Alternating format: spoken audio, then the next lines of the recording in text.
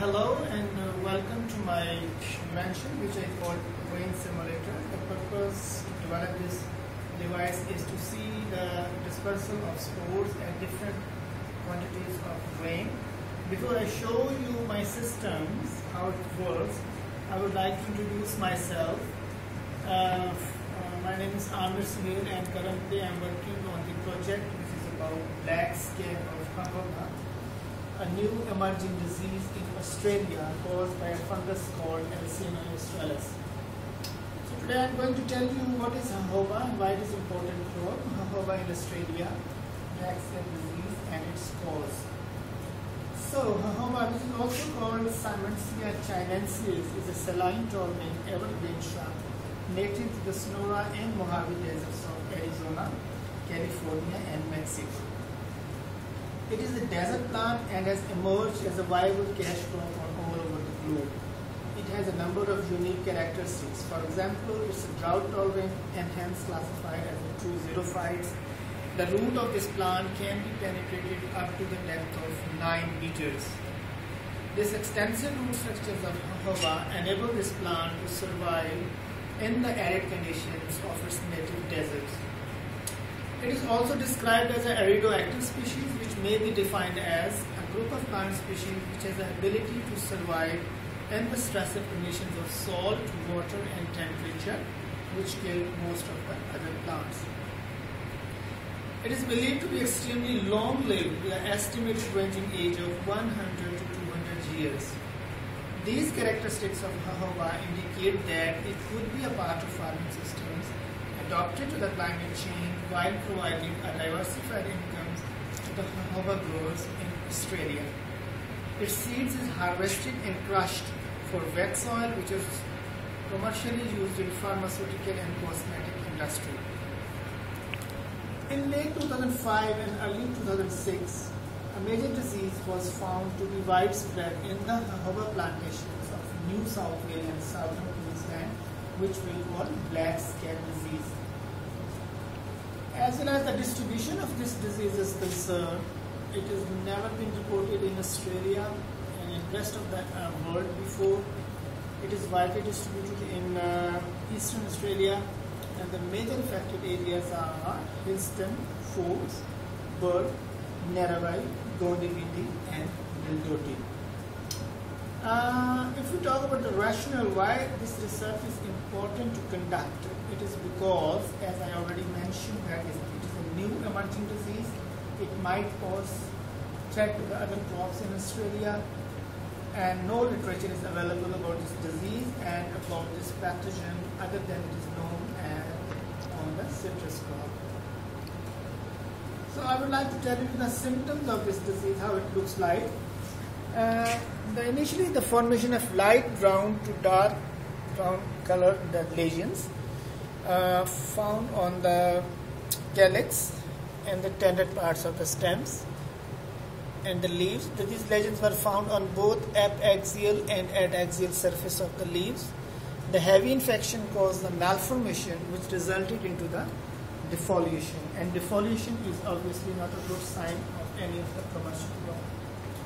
So all of these disease symptoms were found to be caused by one of the most destructive fungus called Alcina australis. Alcina australis is an ascomycete fungus. It is already in the watch list of Plant Health Australia. And some species of this genus were already, previously reported on Proteaceae, grapevine and citrus.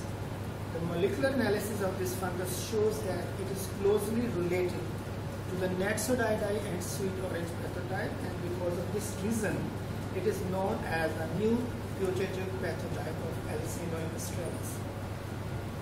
How this pathogen came to be in Australia and how long it is present is still unknown.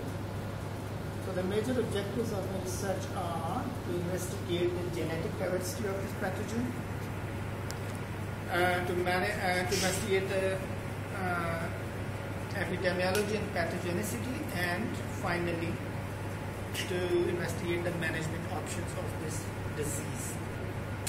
So to achieve my objectives, the research surveys has been undertaken to the Hillston, Forbes and Goondiwindi in 2010 and 2011. The purpose of these visits were assessment of disease and the collection of samples for the further experiments. So this pathogen has been isolated successfully and DNA has been extracted and the samples were sent to the AGRF Queensland and the data shows that 97% homology confirms that I'm dealing with this pathogen which is called Yersinia australis. So as a part of epidemiology, I have conducted another experiment in which I have developed a rain simulator and now I'm going to show you how it works. Here is a rain chamber with 1 meter squares in size and which is made up of aluminum sheet, 1.6 millimeters in thickness, and yes, here you can see the nozzle which is selected particularly for this experiment. It will give the drop size which is close to natural rain drop size. This is water hose which is connected with the water pump, and water pump is fitted with the pressure gauge. Here you can adjust the pressure. Number 1 means number 1 bar means it is run on 15 psi, number 2 30 and number 3 is 45. So I have selected 45. So this is the electric supply, and these are the bottles in which the deionized water is there, and if I applied 10 liters water through this system and through this nozzle, it will give us a 10 millimeter rainfall, and the same if I doubled it with 20 liters, then the rain will be 20 millimeters. And yes, this is the infected plants which I showed you earlier. The disease severity is observed around over 80%. You can see most of the leaves are infected by Yersinia australis, and this is the data logger, and this is the temperature, which is ideal temperature for the sporulation of this disease.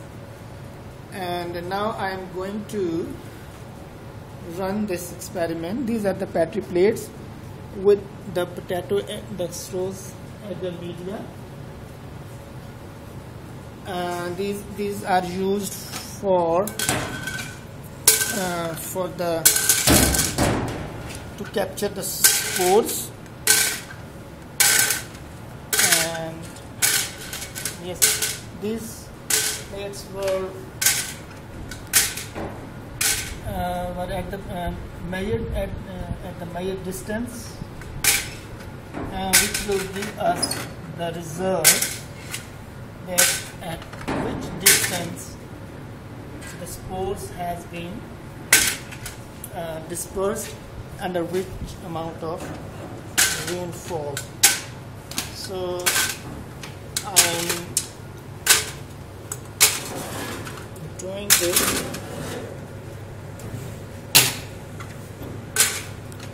open cover so that I can capture the number of spores which after the rain.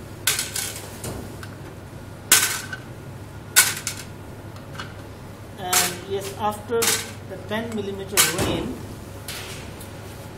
these Petri plates will be covered back immediately and will be transferred to the incubator, which is set at 27 degrees Celsius, which is the ideal temperature for this fungus to grow.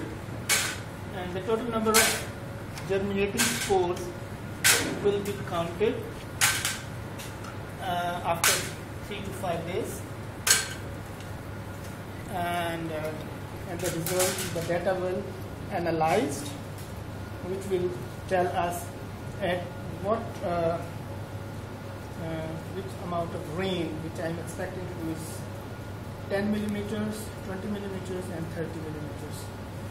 the most of the spores will disperse. So now I'm going to open this.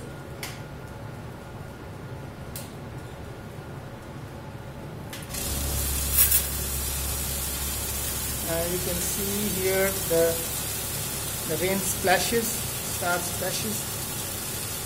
the plant.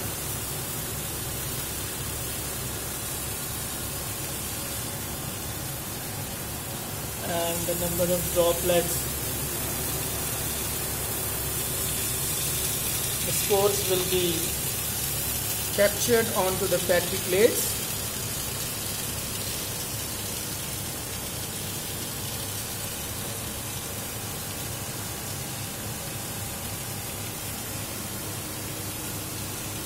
And total of 10 liters deionized water will be sprayed, and this is the water is coming back, which is not used at this stage, but it is coming back here again. And what I have calculated that the 10 liters water will be sprayed in 17 minutes, which I am expecting. So yes, the system is working according to the plan. And after 17 minutes, when this water will be finished from here, and then this water will be collected. From here is the gauge as well, which will show us how millimeter veins will be measured. So after 17 minutes, I will cover these petri plates and will transfer to the incubator for the production of spores. Thank you.